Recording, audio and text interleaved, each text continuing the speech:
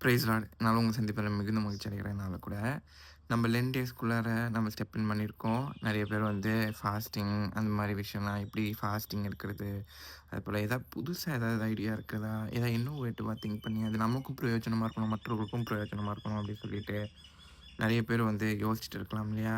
எனக்கு கிடைச்ச ஒரு சின்ன ஒரு இன்சைட்ட உங்ககிட்ட நான் ஷேர் பண்ணிக்கிறேன். நம்ம சில பேர் வந்து ஒரு பொழுது இருப்போம். சில பேர் வந்து ஒரு நாள் முழுக்க ஃபாஸ்டிங் இருப்போம். சில பேர் நான்வெஜ் சாப்பிடாம இருப்போம் அந்த மாரி நாள்.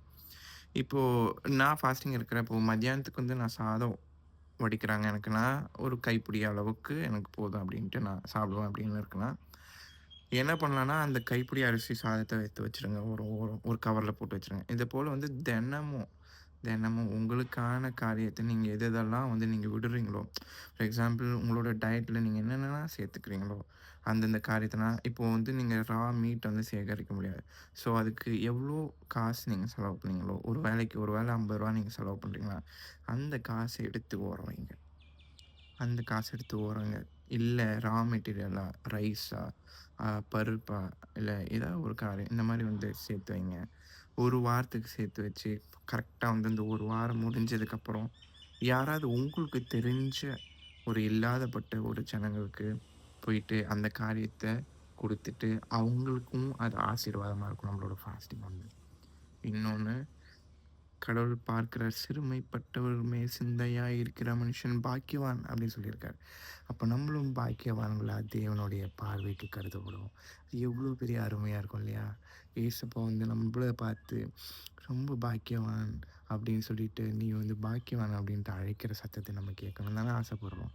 இந்த மாரி ஒரு சின்ன உதவி, சின்ன சின்ன காரியம் நம்மளுக்கும் ஃபாஸ்டிங் இருக்கிறோம், மற்றவர்களுக்கும் குடுத்து வாழலாம். அது காசா இருக்கட்டும், எதா இருக்கட்டும். கடைசி நாள்ல சேர்த்து வச்சு நான் குடுக்குறேன்ட்டு பார்க்காதீங்க.